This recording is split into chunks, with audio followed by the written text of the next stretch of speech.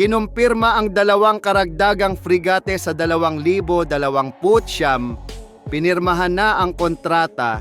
Ilang Korean media outlets ang nag-ulat na inanunsyo ng South Korea's Defense Acquisition Program Administration o DAPA noong ika-26 ng Disyembre ang opisyal na paglagda ng isang malaking kontrata sa pagitan ng gobyerno ng South 2029 Korea at ng Department of National Defense ng Pilipinas sa Maynila.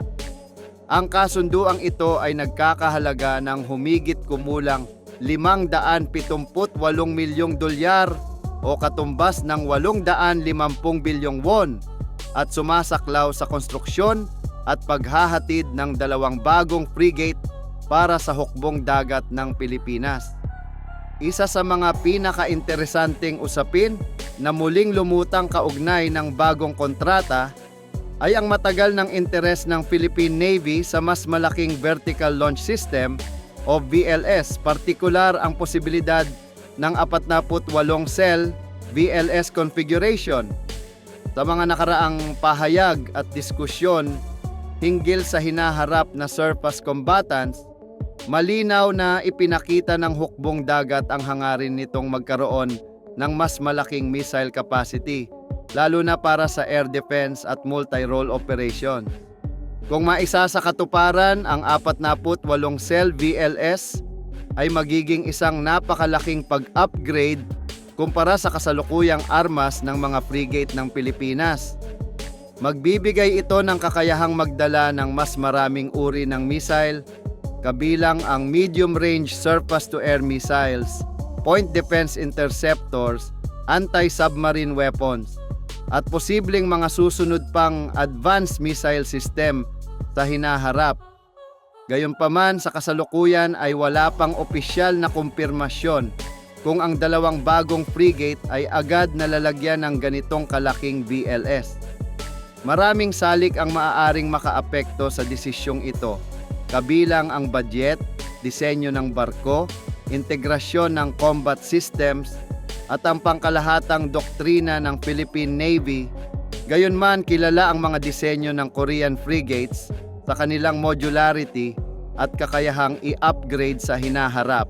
Ang 3,200 toneladang displacement ng mga barkong ito ay nagbibigay ng sapat na espasyo at potensyal para sa mas malaking armas kung nanaisin ng Pilipinas sa mga susunod na taon.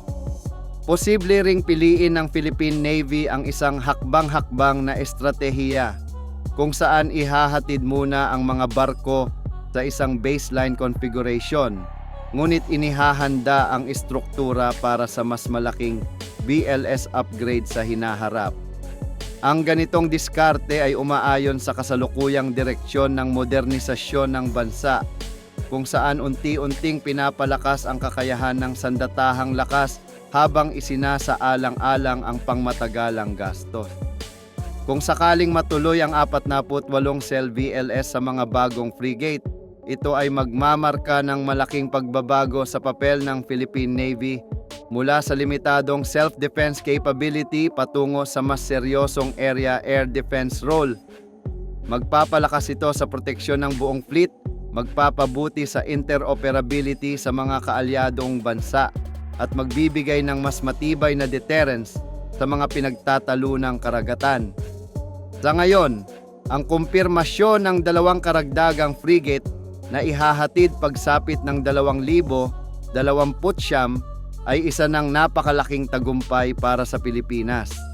Kung ang mga barkong ito rin ang magiging pinakamabigat at pinaka-advanced na surface combatants sa kasaysayan ng Philippine Navy, ay isang tanong na patuloy na inaabangan ng marami.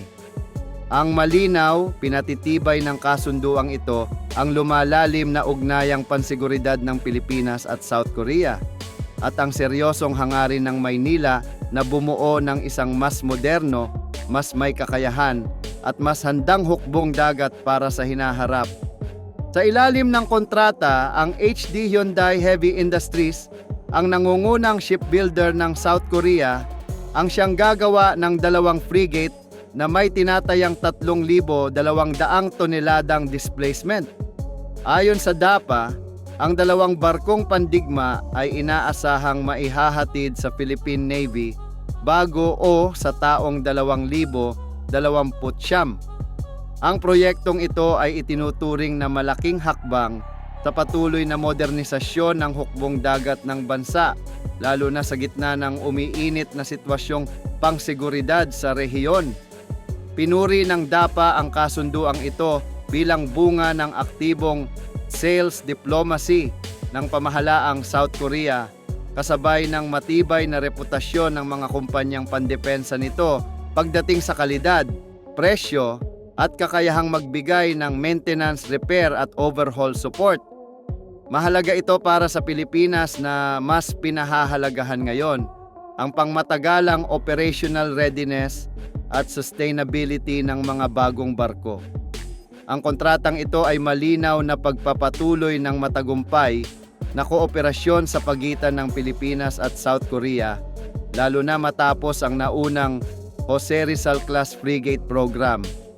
Ang mga naturang barko ang nagmarka ng malaking pagtalon sa kakayahan ng Philippine Navy, mula sa modernong combat management systems hanggang sa guided missiles at advanced sensors.